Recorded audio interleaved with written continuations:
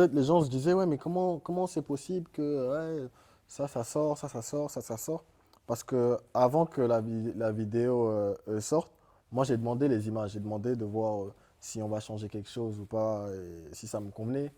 Et quand je regardais les images, les vidéos, les passages, tout, ben moi j'ai donné mon aval, tu vois.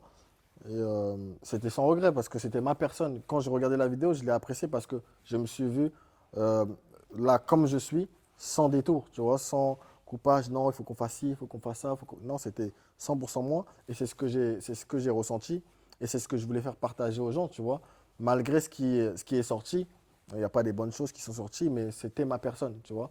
Si ça serait à refaire, je l'aurais refait sans hésiter. Mais il y a des choses que tu refais, que tu fais justement, où il y a des conséquences.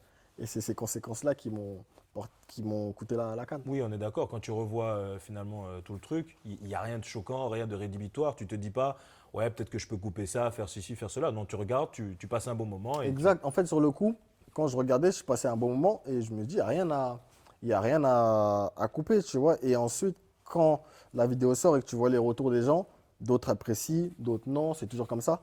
Et quand tu vois les gens qui disent, ouais, bah voilà, il y a Si qui est parti un peu plus loin, il y a les Marocains qui ont pas apprécié. Ensuite, tu commences à voir, essayer de comprendre. Tu dis, ouais, c'est vrai que, voilà, sur le ton de l'humour, ok, ça peut passer, mais après, d'autres, ça peut pas passer, tu vois. Mais ça peut pas plaire à tout le monde.